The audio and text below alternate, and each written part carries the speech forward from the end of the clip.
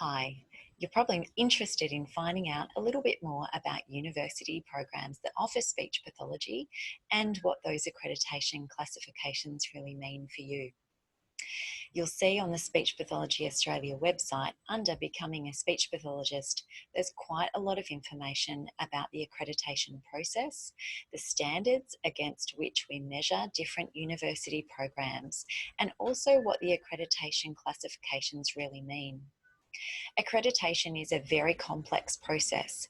It requires universities to submit a lot of documentation about their programs, typically under governance, students, and curriculum, and requires a panel of people to go out and talk to the staff and the students and all of the stakeholders to double check that their program inclusions meet the standards of Speech Pathology Australia.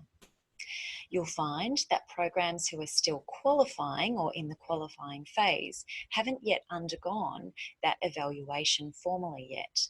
So, a qualifying university must be in the process of preparing their documentation and preparing for a panel of people to come out and evaluate their program in person. That accreditation process must occur before the first graduates graduate from that new qualifying program, and that will enable, if they're successful, the first cohort of graduates to be eligible for Speech Pathology Australia membership when they graduate. Programs that have been around for a little bit longer typically have an accreditation classification of provisional, which is offered for 2 years, or full accreditation, which is offered for up to 5 years. There's also a conditional accreditation classification for programs who have got some things that they're working on. So, is one program better than the other? Is it better to attend a program that's already accredited and has full accreditation? Or is it okay to go to a program that's still qualifying? I can't answer that question because every program is very, very different, but all need to be meeting the accreditation standards in order to be, for the graduates, to be eligible for Speech Pathology Australia membership. And whilst it does seem that a qualifying program who hasn't done it before might be more risky than a program who has done it before, Speech Pathology Australia evaluates every program against the same standards.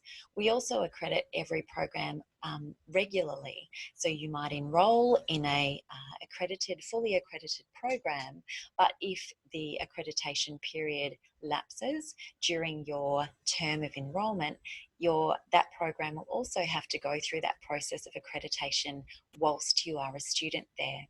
And of course, there are no guarantees, but I can tell you that all speech pathology programs that I've had the pleasure of working with so far are very committed to ensuring that the students meet the expectations of the Speech Pathology Australia standards.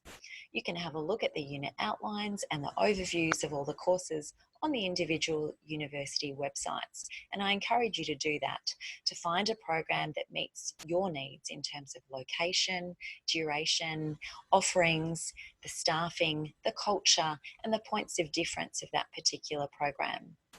If you've got any other queries regarding university programs and accreditation, please make sure that you've spent some time on the website having a look at what's written there, and then you can contact one of us at Speech Pathology Australia if you've got more questions. Good luck.